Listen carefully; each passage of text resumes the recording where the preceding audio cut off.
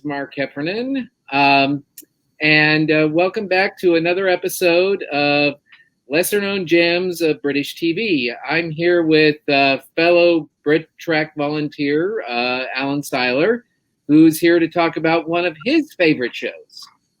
So the show that I thought I would talk about is, it's kind of a classic show. It's not one of the modern things, so you're not going to find it on.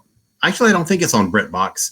It's called Tenko, and it's a show from the early 80s. It's a BBC production. It ran from 82 to 85. They did 3 seasons of 10 episodes each. So it's only 30 episodes. It's easy to, if you want to binge it, it's easy to get done. It is available on DVD. So it's a show about a group of British and Dutch women who were kidnapped and held in Japanese prisoner of war camps in World War II. And it was created by a woman named Lavinia Warner.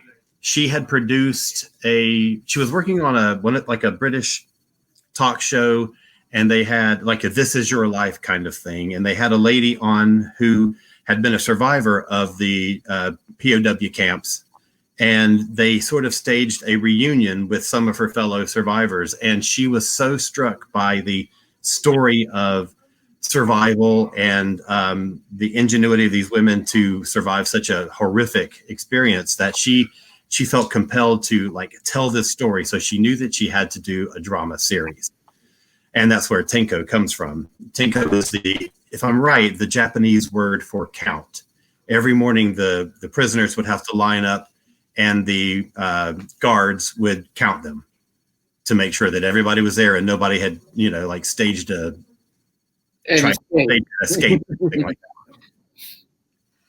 But it's an amazing show. It's incredibly well written. It really investigates the dynamics of the women themselves, both in terms of class and it's British women and Dutch women. So culturally, they're from very different backgrounds.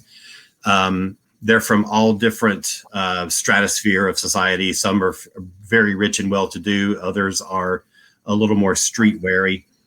And it sort of goes into the dynamics of the relationships that form within the camp, and some of the things that the women may do in order to survive. Some of them comply with the Japanese. Some of them turn tricks with the Japanese, either to gain favor for themselves or to, try and they would even, and it was not always, sexual things. They would give English lessons to the guards so that they could get in favor with the guards. Some of them sneak out of the camp and rendezvous with people who can get them cigarettes or medicines or whatever, extra food. But the fascinating thing to me is that the British and Dutch women aren't necessarily painted as the good guys, and the Japanese are not necessarily painted as the bad guys. It's not a good versus evil. One of the greatest characters that I've ever seen on television is Burt Kwok, who you would recognize from the James Bond movies, a number of other things, and he was in Doctor Who in Peter Davison's second story, Fort of Doomsday, plays Commandant Yamauchi, and he is terrifying. But the more the series goes on, you realize that he's very fair-minded, and he's such a really rich and complex characterization. I think it's just amazing. So that's my recommendation. They did, as I said, 3 seasons of 10 episodes each, but they also did it's like a 2.5 hour long television movie with the women who are survivors met up 5 years after they were released from camp. So the first season shows them the first 2 episodes in their regular daily lives. Then the evacuation. They're in Singapore. They had to evacuate. Their boat is shot down. They're kidnapped, and then they get sent to the camps.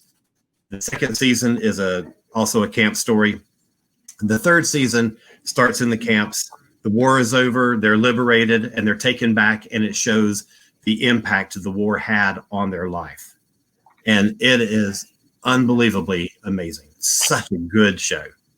One of the things I've watched it as well. One of the things I like about it is the fact that it takes something. It presents a story that you normally don't see. A lot of times when the British do stories about empire, it's usually about India and sometimes about Africa. Although I thought interestingly in the early 80s, they were doing a lot of stories based on the empire. Like they did the Flame Trees of Thika, which was based in Africa during World War One. And of course they did Brideshead Revisited, which of course takes place in India. So they were doing a lot of that around about this time. But like I said, Tenko visits an area that the British normally, when they do empire stories, don't normally do. They usually mostly do India, believe it or not. Yeah. I guess the reason they don't do Canada and Australia and stuff like that is they already have their own TV, stuff. So they just Canada and Australia can do their own stories. The U.S. can do their own stories easily enough. So, but well, I personally I highly recommend it as well. So. Anyway, thank you, Alan, for participating, and I hope everybody enjoys the rest of virtual Dragon Con. Bye, everybody.